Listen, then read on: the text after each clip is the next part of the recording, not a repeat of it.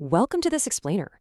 When we talk about organizational governance, we're really dissecting the exact mechanisms that keep a company healthy, accountable, and legally on track. Picture a fast-growing tech company, right? They're on the verge of launching this massive billion-dollar product line. So how do they prevent a total catastrophic failure under all that intense pressure? Well, let's dive in and find out. Here's our roadmap for today. We're going to breeze through the core of corporate governance, strategic direction and oversight, the incredible power of organizational culture, ethics, and the control environment, internal audit's crucial role, and wrap it all up with governance system maturity. All right, Section 1, the core of corporate governance. This is the absolute foundation. So, the Institute of Internal Auditors defines governance pretty clearly. It's the combination of processes and structures implemented by the board. But I want you to look closely at those specific verbs: inform, direct, manage, and monitor. It's essentially this continuous living loop. The board directs the overall strategy for, say, our tech company's big new launch. Then, management manages those daily operations.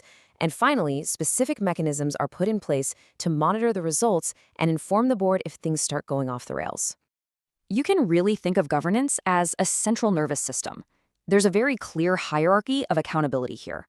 Stakeholders, like your shareholders or regulators, provide the capital and set the boundaries. They elect the board of directors to actually set the strategy. The board then delegates to senior management, who push the actual tasks down to risk owners on the front lines. And off to the side, maintaining this absolutely crucial independence, are the internal and external auditors. They don't report to management. No, they report directly to the board to make sure the whole machine is running honestly. Now, that nervous system is shaped by two major forces. On one hand, you have internal mechanisms. These are the rules the company sets for itself, right? Things like corporate charters and bylaws. On the other hand, you have external mechanisms, which are basically non-negotiable outside forces. For a tech company, this means strict international frameworks. Think GDPR for data privacy in Europe, or the SEC enforcing financial transparency under laws like Sarbanes-Oxley.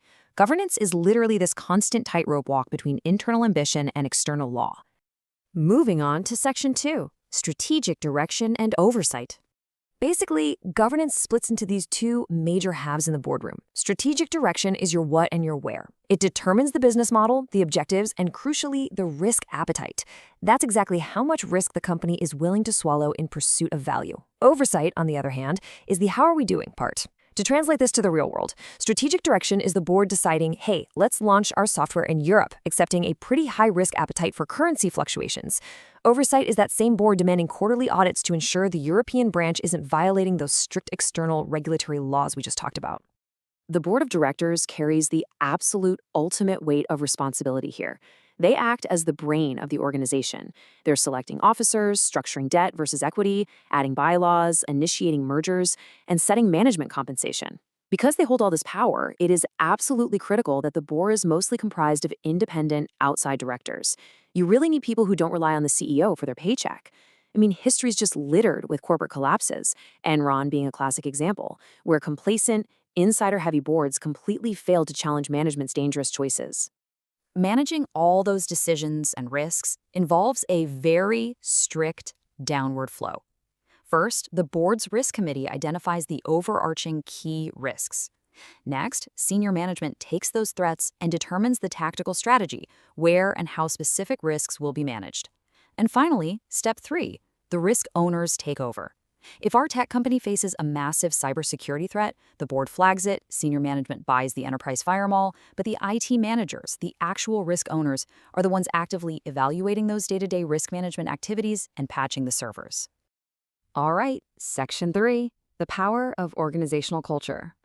Here's the thing. An organization isn't just made of rules and steps. It has a personality, and that's its organizational culture. It's the deeply ingrained attitudes, behaviors, and shared understanding about risk that reflect the core values set by senior management. We often call this the tone at the top. It is the invisible force that dictates how employees actually behave when the boss isn't looking. You can literally have the most brilliant bylaws in the world, but if your culture ignores them, your governance will fail, for sure. Let's look at this practically. Think of a classic move fast and break things tech startup. They have a highly risk-aggressive culture. Employees there probably view internal controls as annoying speed bumps. Because of this, auditors have to be highly skeptical, or they run the risk of completely underestimating engagement risks.